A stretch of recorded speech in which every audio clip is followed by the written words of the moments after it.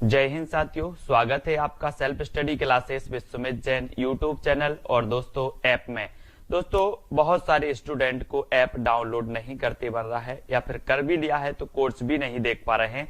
तो मैं आज उनको बता दूं कि ये जो सेल्फ स्टडी क्लासेस इस प्रकार से जब आप प्ले स्टोर से करते हैं तो ये आपका वेल जो है आइकन उसमें लगा हुआ है ना। तो इस प्रकार से सेल्फ स्टडी क्लासेस आपको सर्च करना है और ऐसे आइकन में आपको ऐप मिलने वाला है। ठीक है, तो दोस्तों हम देखें कि प्ले स्टोर में आपको इस प्रकार से दिखेगा ये सेल्फ स्टडी क्लासेस। ठीक है, ये प्ले स्टोर में आपको सेल्फ स्टडी क्लासेस का ऐप दिखने वाला है।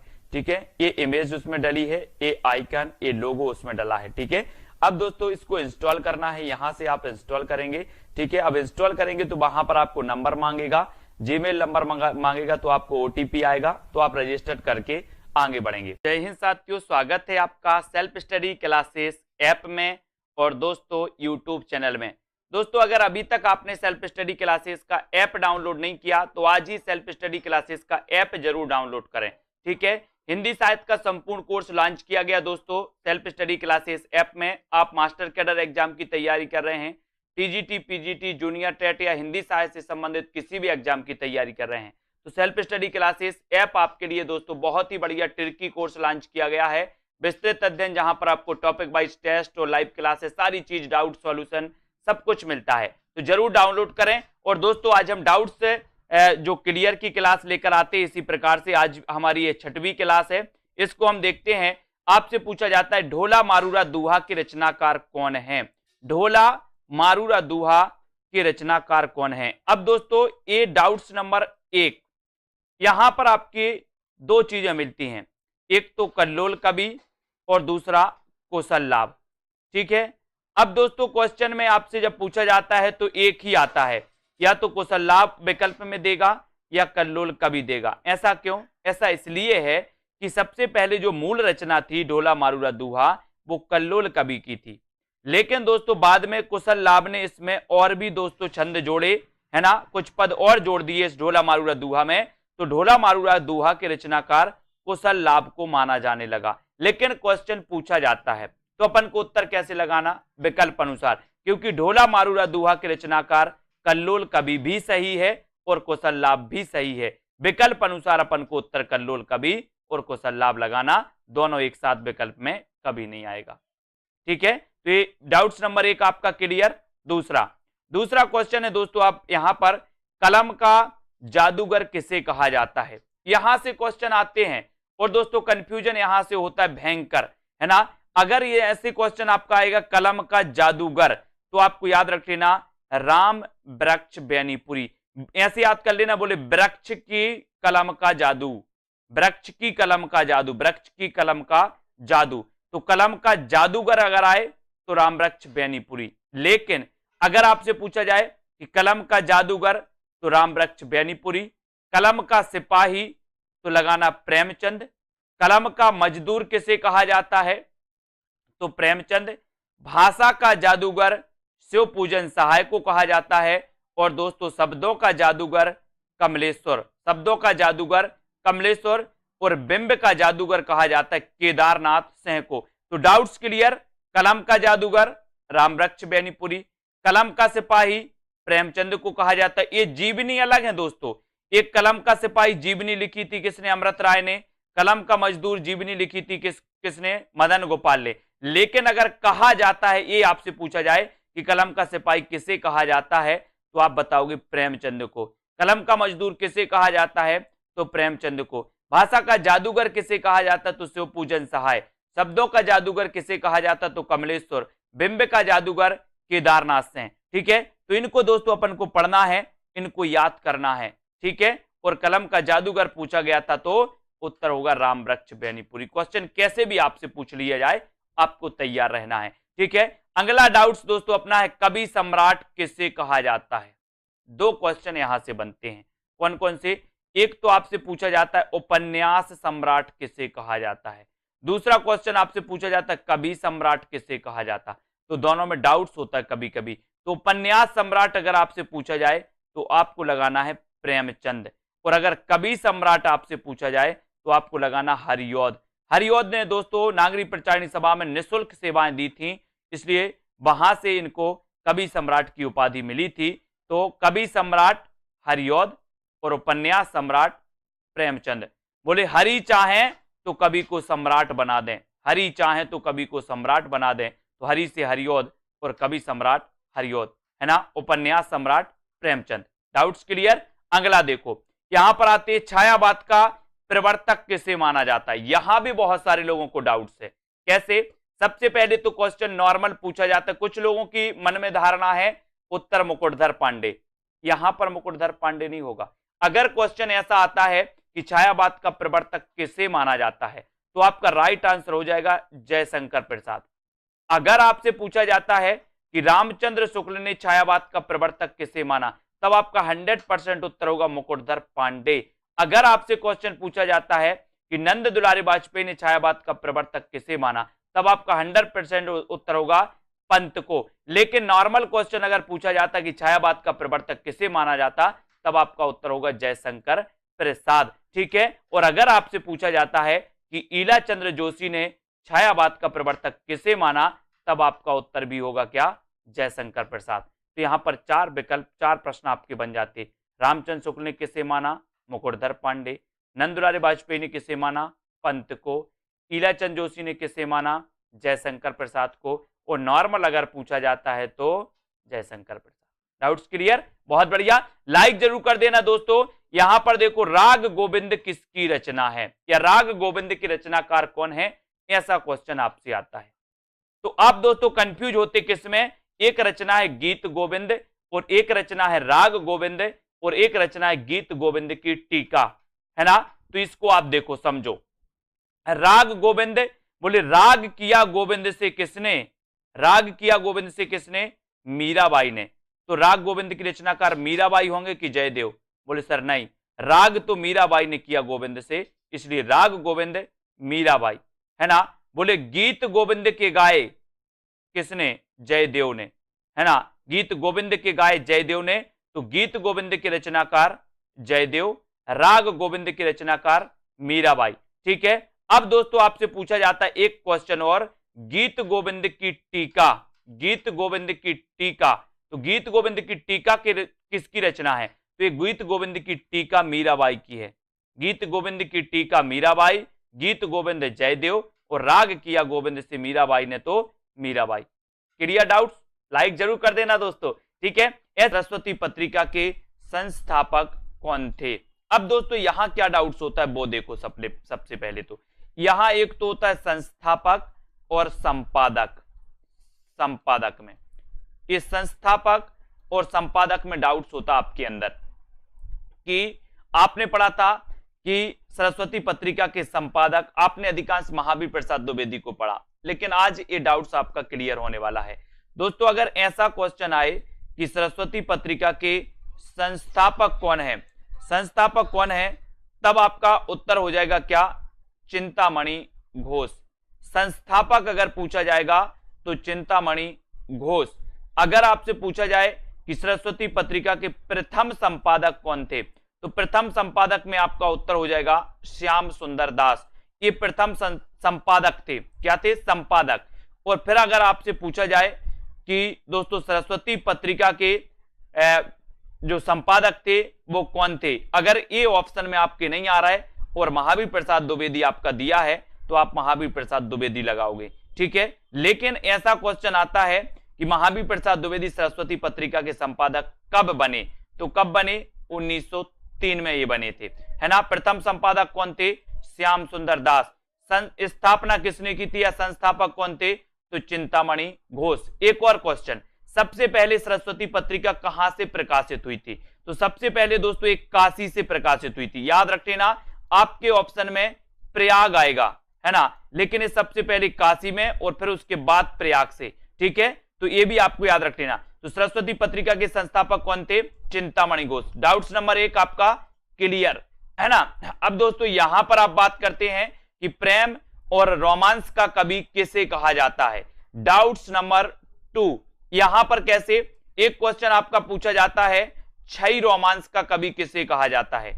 दूसरा क्वेश्चन आपका पूछा जाता है प्रेम और रोमांस का कवि किसे कहा जाता है। दोनों में डाउट्स, छई रोमांस और प्रेम और रोमांस, ठीक है, तो इसको याद रख लेना दोस्तों कि प्रेम और रोमांस, प्रेम की बात आई तो बोले हमारे अंचल में भी प्रेम किया जाता है, अंचल में, है ना। और छई रोमांस का कवि कौन है, तो छई रोमांस का कवि कौन है, बच्चन। बोले बच्चन क्या करते हैं, बच्चन से बच्चे, बच्चे क्या करते, बोले छई रोमांस करते, छई रोमांस कौन करते, बच्चन।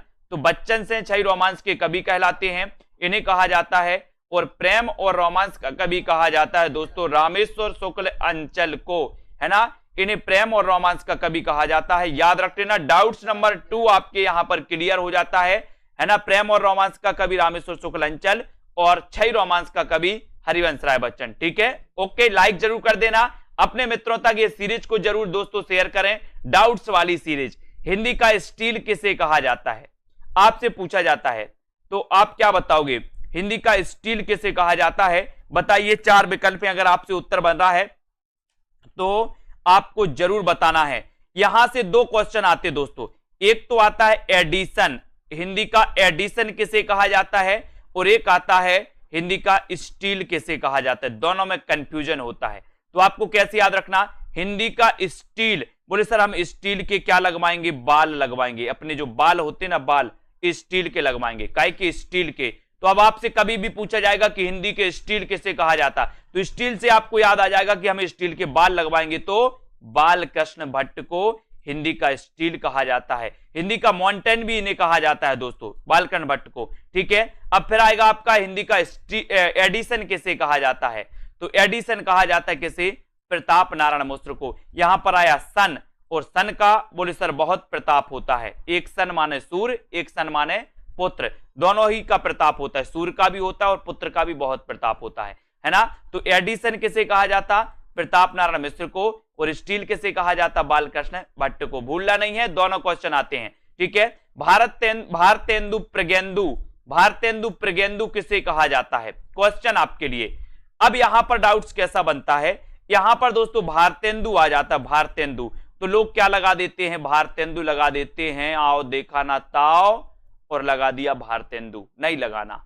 भारतेंदु प्रगेंदु कहा जाता है दोस्तों नाथूराम शर्मा शंकर को, है ना। ये डाउट्स आपको दूर करना है। भारतेंदु प्रगेंदु कहा जाता है किसे, नाथूराम शर्मा शंकर को। ये कुछ लोग लगा देते हैं भारतेंदु, जिन्होंने नहीं पढ़ा, अब आपने पढ़ दिया तो लगाना नहीं है। भारतेंदु प्रगेंदु की जो उपाधि है वो नाथूराम शर्मा शंकर की है ना।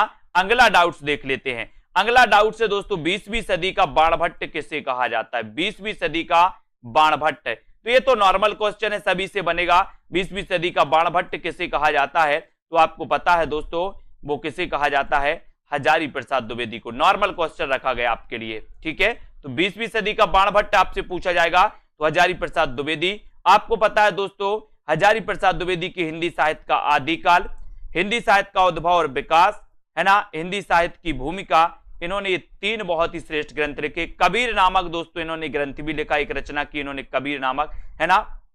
ये सारी की सारी चीजें आपको याद करनी है और इसी प्रकार से बने रहना डाउट्स वाली क्लास में। तो श्रृंगार काल किसने कहा, अब यहां से 2 क्वेश्चन पूछे जाते दोस्तों, कंफ्यूज होते लोग कि श्रृंगार काल मिश्र बंधु ने कहा या दोस्तों विश्वनाथ ने कहा, है ना, विश्वनाथ प्रसाद ने कहा। यहां पर आपको कंफ्यूजन होता है, ये विश्वनाथ, ठीक है। तो आपका यहां पर दोस्तों याद रख लेना है कि रीति काल को जो श्रृंगार काल कहा वो किसने कहा, विश्वनाथ प्रसाद ने। यानी कि ये नंबर जो है वो बिल्कुल सही है, क्योंकि श्रृंगार तो विश्व के लोग करते हैं, विश्व के लोग करते हैं, तो विश्वनाथ प्रसाद क्या बोलेंगे, रीति काल को श्रृंगार काल कहेंगे, है ना। फिर आपसे एक क्वेश्चन और आता है कि रीति काल को अलंकृत काल किसने कहा, तो यहां पर डाउट्स आपका रहता है और क्वेश्चन पूछा भी जाता है। तो अलंकृत काल किसने कहा, मिश्र बंधुओं ने। अलंकृत काल कहा है मिश्र बंधुओं ने, और दोस्तों श्रृंगार काल कहा है विश्वनाथ प्रसाद ने, ठीक है। तो डाउट्स आपका क्लियर हो गया। अब दोस्तों बात करते हैं अगले प्रश्न की, रीति काल का प्रवर्तक किसे माना जाता है। एक नॉर्मल क्वेश्चन आपसे पूछा जाता है तो आप कंफ्यूज होते, क्योंकि आपको पता है रीति काल का प्रवर्तक रामचंद्र शुक्ल ने किसे माना, चिंतामणि को। श्याम सुंदर दास ने किसे माना, केशव दास को। डॉक्टर नगेंद्र ने किसे माना, केशव दास को, है ना। और कालक्रम की दृष्टि से अगर देखें तो कौन होंगे, कृपाराम, ठीक है। तो आपसे देखो कितने प्रकार से क्वेश्चन पूछे जाएंगे। सबसे पहले क्वेश्चन पूछा जाएगा रीति काल का प्रवर्तक किसे माना जाता, तो आपको उत्तर लगा देना केशवदास। ठीक है, फिर आपसे पूछा जाएगा डॉक्टर नगिन ने रीतिकाल का प्रवर्तक किसे माना, उत्तर लगा देना केशवदास। फिर आपसे पूछा जाएगा श्याम सुंदर दास ने रीतिकाल का प्रवर्तक किसे माना, तो उत्तर लगा देना केशवदास। लेकिन आपसे पूछा जाएगा कि रामचंद्र शुक्ल ने रीतिकाल का प्रवर्तक किसे माना, तो आपका उत्तर हो जाएगा क्या, चिंतामणि। आपका उत्तर चेंज हो जाएगा, चिंतामणि सही होगा। लेकिन अगर आपसे पूछा जाएगा कि कालक्रम की दृष्टि से रीतिकाल के प्रवर्तक कौन माने जाते हैं, तो उत्तर हो जाएगा कौन दोस्तों, कृपाराम।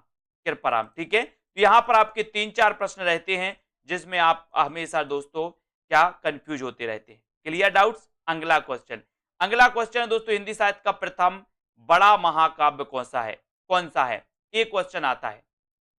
तो आप कंफ्यूज नहीं होना, प्रथम जो बड़ा महाकाव्य है वो बड़ा महाकाव्य दोस्तों पद्मावत। आपसे क्वेश्चन आता है कि हिंदी का प्रथम महाकाव्य कौन सा है, उत्तर होता है पृथ्वीराज रासो।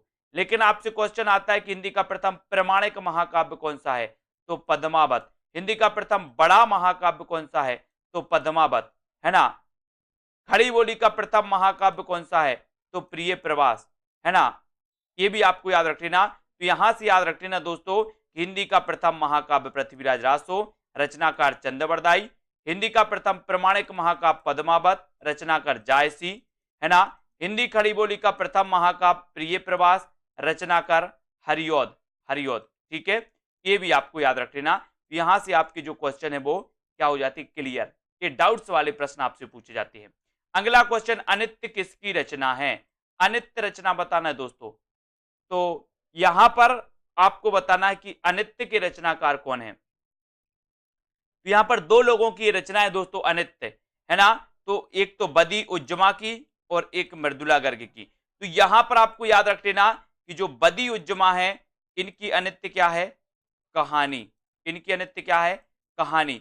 जबकि मृदुला गर्ग का ये क्या है, उपन्यास है। तो अगर आपसे नॉर्मल क्वेश्चन पूछा जाए कि अनित्य किसकी रचना है, तो दो में से आपको कोई एक विकल्प मिलेगा। आपसे पूछा जाए अनित्य कहानी के रचनाकार कौन है, तो आपका उत्तर हो जाएगा बदी उज्जमा। अनित्य अनित्य उपन्यास की रचनाकार कौन है, तो आपका उत्तर हो जाएगा मृदुला गर्ग। ठीक है, ये आपको याद रख लेना।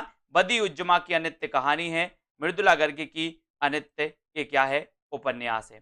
ठीक है, अगला क्वेश्चन देख लेते हैं दोस्तों, पीली आंधी उपन्यास किसका है। अगर इस प्रकार से क्वेश्चन आपका आता है पीली आंधी उपन्यास, तो मैंने कई बार आपको बताया, बोले सर जब सरसों फूलता है खेतों में, खेतन में जब सरसों फूलता है तो ऐसा लगता है मानो पीली आंधी आ गई हो। कहां पे, खेतन में। खेतन में तो खेतान, पीली आंधी कहां आती, बोले सर खेतन में। तो पीली आंधी उपन्यास किसका होगा, खेतन का, प्रभा खेतान का। लेकिन एक क्वेश्चन और आता है दोस्तों, काली आंधी। काली आंधी ये किसका उपन्यास है, तो काली आंधी कमलेश्वर। का से काली और का से कमलेश्वर।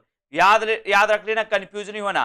पीली आंधी और काली आंधी, पीली आंधी कहां आएगी, खेतन में तो खेतान, और काली आंधी का से काली आंधी, का से कमलेश्वर। ठीक है, तो काली आंधी उपन्यास किसका है, कमलेश्वर को। ठीक है, तो ये तो थे दोस्तों आपके डाउट्स वाले प्रश्न। ऐसे अनेकों वीडियो आएंगे। इसकी रचना है, 4 विकल्प है, महादेवी वर्मा की, दिनकर, प्रतिभा अग्रवाल या फिर अलका सरावगी। अब ऐसा अगर क्वेश्चन आता है तो कई लोग कंफ्यूज होते। कैसे कंफ्यूज होते, डाउट्स नंबर 1, रश्मि और रश्मि रथी, है ना। तो रश्मि तो यहां पूछा गया, तो यहां तो उत्तर आपका महादेवी वर्मा हो जाएगा। लेकिन यहां पर रश्मि रथी पूछा जाता तो उत्तर दिनकर होता। याद रख लेना, कई लोग कंफ्यूज होते रश्मि और रश्मि रथी में। तो रश्मि महादेवी वर्मा जी की रचना है और ये महादेवी वर्मा जी की बौद्ध धर्म से प्रभावित रचना है। कई बार ऐसा भी पूछा जाता है कि महादेवी वर्मा की कौन सी रचना बौद्ध धर्म से प्रभावित है, तो ये रश्मि रचना है महादेवी जी की। ठीक है, बाकी रश्मि रथी किसकी रचना है, दिनकर की। डाउट्स नंबर 1 क्लियर है ना। अब बात करते हैं दोस्तों डाउट्स नंबर 2 की, पिता कहानी के लेखक कौन है। दोस्तों ये 3 लेखकों के द्वारा एक कहानी लिखी गई, जिनमें देखें अपन ज्ञान रंजन की भी पिता कहानी है, महीप सिंह की भी पिता कहानी है, और धीरेन्द्र अस्थाना की भी दोस्तों पिता कहानी है। तो आपको याद रख लेना, बोले पिता ज्ञान देते हैं तो ज्ञान रंजन, है ना। महीप रहते हैं या समीप रहते हैं, ऐसे कर लेना, महीप या समीप रहते हैं पिता, तो महीप सिंह की भी दोस्तों क्या है ना, ये पिता कहानी है। धीरेन्द्र अस्थाना, और दोस्तों धीरे धीरे पिता हमारा क्या करते हैं, ज्ञान बढ़ाते हैं, है ना, हमारा पालन पोषण करते हैं। तो धीरेन्द्र अस्थाना की भी पिता कहानी है। तीनों की है, कंफ्यूज नहीं होना कभी, कहानी है और है ना। ज्ञान रंजन जी की पिता कहानी, महीप सिंह की पिता कहानी है, और धीरेन्द्र अस्थाना की भी पिता कहानी है। ठीक है, तो अब आपसे पूछा जाएगा पिता कहानी के लेखक कौन है, तो इन तीन में से एक विकल्प आपके सामने आएगा, उसमें उत्तर आपको टिक करना होगा। ठीक है, डाउट्स नंबर 2 आपका क्लियर। बढ़ते हैं दोस्तों अगले क्वेश्चन की ओर। वसीयत नाटक के लेखक कौन है? वसीयत नाटक।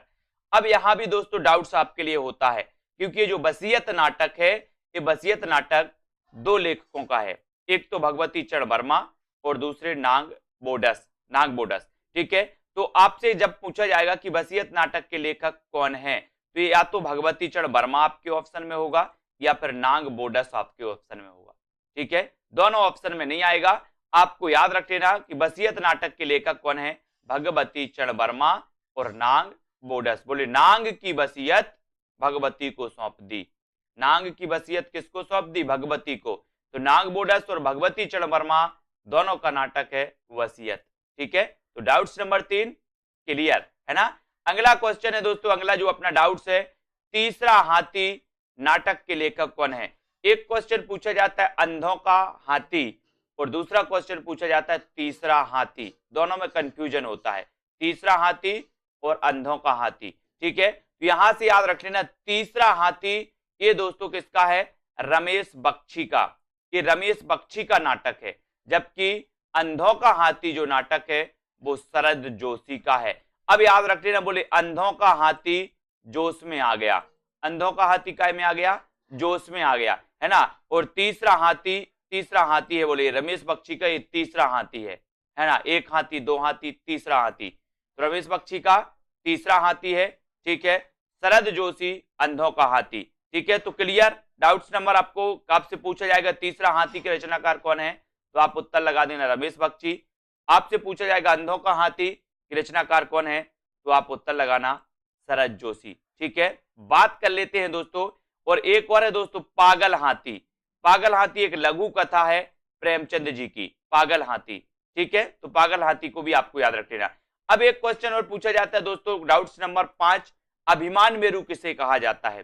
कई बार पूछा गया। अब दोस्तों यहां पर एक तो मेरु आ गया, मेरु, तो बहुत सारे लोग क्या लगा देते हैं? मेरु तुंग लगा देते हैं, लेकिन ऐसा नहीं करना। अभिमान मेरु, पुष्पदंत ने स्वयं को अभिमान मेरु कहा था, है ना। पुष्पदंत ने स्वयं को क्या कहा था? अभिमान मेरु कहा था। तो अभिमान मेरु कहा जाता है पुष्पदंत को, है ना। अपभ्रंश का भवभूति कहा जाता है पुष्पदंत को, याद रख लेना। इनकी एक रचना आपने पढ़ी होगी दोस्तों, महापुराण दोस्तों, जिसमें 63 सलाका पुरुषों का वर्णन किया गया है। तो पुष्पदंत को अभिमान मेरु कहा जाता है, ना कि मेरु तुंग को। कंफ्यूज नहीं होना, यहाँ मेरु आया तो बहुत सारे, लगभग मान के चलो कि 50% लोग तो मेरु तुंग लगा कर आते, जिनको नहीं पता होता। ठीक है, तो दोस्तों इसी प्रकार से उत्तरार्ध भक्तमाल के रचनाकार कौन है? अब दोस्तों यहां पर देखो कितने डाउट्स होते हैं। आपसे एक क्वेश्चन पूछा जाता है भक्तमाल की रचनाकार कौन है, फिर पूछा जाता है उत्तरार्ध भक्तमाल के रचनाकार कौन है, फिर पूछा जाता है भक्तमाल के टीकाकार कौन है, फिर पूछा जाता है नव भक्तमाल के रचनाकार कौन है। चारों रचनाओं में आप कंफ्यूज होते हो, लेकिन याद रख लेना ये उत्तरार्ध भक्तमाल की जो रचनाकार हैं वो भारतेंदु हैं, है ना। याद रख लेना, बोले भारत में भक्तों के उत्तर देते हैं भगवान, भक्तों के उत्तर, है ना, तो भारतेंदु हो जाएगा। अगर भक्तमाल अकेला आपसे पूछा जाए तो नाभादास सही हो जाएगा। ठीक है, भक्तमाल के टीकाकार कौन है, तो उत्तर हो जाएगा क्या? प्रियादास। और आपसे पूछा जाए कि नव भक्तमाल के रचनाकार कौन है, नव भक्तमाल के, तो आप राधा चरण गोस्वामी लगा देना। ठीक है, राधा चरण गोस्वामी। तो आपके 4 प्रश्न यहां से बनते हैं। भक्तमाल के रचनाकार नाभादास, उत्तरार्ध भक्तमाल के रचनाकार भारतेंदु, है ना। फिर आपसे पूछा जाता है भक्तमाल के टीकाकार प्रियादास, नव भक्तमाल के रचनाकार कौन है, तो राधा चरण गोस्वामी। ठीक है, डाउट्स नंबर 1 क्लियर। दूसरी बात करते, महापात्र किसे कहा जाता है? तो महापात्र आपको बताना है दोस्तों, निराला, नरहरि बंदीजन, रहीम या फिर विद्यापति में से। तो यहां पर जो डाउट्स नंबर आपका 2 है, क्या डाउट्स होता है? जिनने नहीं पढ़ा वो महापात्र को सीधे सीधे लगा के आते हैं क्या? निराला। लेकिन आपको पता है कि निराला को महापात्र नहीं महाप्राण कहा जाता है। महाप्राण निराला को, जबकि महापात्र कहा जाता है नर हरि बंदीजन। बोले हम हरि के, नर जो हैं वो हरि के महापात्र हैं, याद रख लेना। नर हरि बंदीजन इन्हें महापात्र कहा जाता है और निराला को कहा जाता है महाप्राण। बोले हमारा महाप्राण निराला है, हमारा महाप्राण निराला है। इस प्रकार से तो डाउट्स नंबर 2 क्लियर। बात करें 3 की, उसने कहा था कि रचनाकार कौन है, आपसे पूछा जाएगा उसने कहा था कि रचनाकार कौन है। तो ये तो सबको पता है कि सर ये जो कहानी है ये फ्लैशबैक शैली में लिखी गई कहानी है और इस कहानी के जो लेखक है वो चंद्रधर शर्मा गुलेरी है ना। उसने कहा था, बुद्धू का कांटा और सुखमय जीवन, इनकी ये 3 प्रसिद्ध कहानियां मानी जाती हैं चंद्रधर शर्मा गुलेरी की। जबकि दोस्तों उसने नहीं कहा था कि रचनाकार कौन है, शैलेश मटियानी। कभी कभी आपसे पूछा जाए उसने नहीं कहा था कि रचनाकार कौन है, तो आप कहोगे यार कि ये वो ही पूछा होगा, उसने कहा था, लेकिन ये गड़बड़ हो गया होगा, परीक्षक ने, प्रिंट करने वाले ने नहीं लिख दिया, अपन तो उत्तर सही लगाएं, है ना। तो ये उसने नहीं कहा था, ये दोस्तों रचना शैलेश मटियानी की, और तुमने कहा था एक रचना नागार्जुन की। तो 3 डाउट्स वाले क्वेश्चन, उसने कहा था चंद्रधर शर्मा गुलेरी, उसने नहीं कहा था शैलेश मटियानी, तुमने कहा था नागार्जुन। ठीक है, क्लियर। चौथा क्वेश्चन अपन देखते हैं दोस्तों, आदिकाल को चारण काल किसने कहा। कई बार क्वेश्चन पूछा जाता है और डाउट्स में बहुत सारे लोग दोस्तों क्या कर देते हैं, गलत कर देते हैं। तो आदिकाल को चारण काल दोस्तों 2 विद्वानों ने कहा है, एक तो रामकुमार वर्मा ने और दूसरा गिरियर्सन ने। तो अब आप कंफ्यूज नहीं होना, विकल्प में एक ही आएगा, या तो रामकुमार वर्मा आपसे दिया जाएगा या फिर गिरियर्सन आपको दिया जाएगा। ठीक है, तो आदिकाल को चारण काल रामकुमार वर्मा ने भी कहा है और गिरियर्सन ने भी कहा है। ठीक है, क्लियर। आगे देखते हैं दोस्तों, चरणों में गिरे, बोले राम के चरणों में गिरे, तो राम से रामकुमार वर्मा और गिरे से गिरियर्सन, दोनों ने कहा है चारण काल, आदिकाल को। ठीक है, डाउट्स नंबर 5, जो सबसे खतरनाक क्वेश्चन है दोस्तों, है ना, ये क्वेश्चन सबसे खतरनाक है। स्वर्ण युग और स्वर्ण काल, लोग बहुत कंफ्यूज होते हैं, हम भी कंफ्यूज हो जाते हैं, है ना। तो स्वर्ण युग किसने कहा और स्वर्ण काल किसने कहा, तो यहां याद रख लेना दोस्तों, ये मैंने आपको सुधार के दिया है कि स्वर्ण युग जो कहा है वो कहा है श्याम सुंदर दास ने, और स्वर्ण काल जो कहा है वो स्वर्ण काल कहा है किसने, गिरियर्सन ने। इसको आपको याद रख लेना है। बोले स्वर्ण के काल में गिरे, स्वर्ण के काल में गिरे, ऐसे याद रख लेना आपको। स्वर्ण के काल में गिरे, तो गिरे से बनेगा गिरियर्सन स्वर्ण काल, और श्याम सुंदर स्वर्ण युग, है ना। बोले श्याम सुंदर का जो युग था वो श्याम सुंदर युग था, स्वर्ण युग था। श्याम सुंदर का युग कैसा था, सुंदर युग था। ठीक है, तो स्वर्ण युग कौन कहेगा, श्याम सुंदर दास। और क्या, स्वर्ण के काल में गिरे, स्वर्ण के काल में गिरे तो गिरियर्सन। ये डाउट्स वाला क्वेश्चन दोस्तों मैंने ये सुधार के आपको दिया है, ये वीडियो इसको देख लेना और सुधार लेना, ये बिल्कुल सही है। ठीक है, स्वर्ण युग किसने कहा, श्याम सुंदर दास ने, और स्वर्ण काल किसने कहा, गिरियर्सन ने। ठीक है, कंफ्यूज नहीं होना, वीडियो को लाइक कर देना, और दोस्तों जो भी डाउट्स लगे आप जरूर बताइएगा, उन डाउट्स को भी हम दोस्तों वीडियो में लेकर के आएंगे। जिनको भी डाउट्स जिस क्वेश्चन में लगता है जो आपको याद नहीं हो पाते हैं, या डाउट्स वाले कोई क्वेश्चन आपके हों, वो कमेंट में आप लिखिए, वीडियो में हम लेकर के आएंगे, आपको बताएंगे। ठीक है, तो वीडियो को लाइक और शेयर आपको जरूर करना है दोस्तों, और इसी प्रकार से बने रहें, लाइक शेयर करें।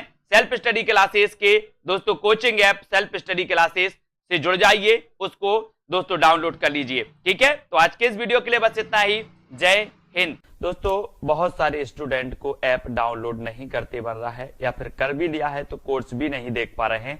तो मैं आज उनको बता दूं कि ये जो सेल्फ स्टडी क्लासेस इस प्रकार से जब आप प्ले स्टोर से करते हैं तो ये आपका वेल जो है आइकन उसमें लगा हुआ है ना।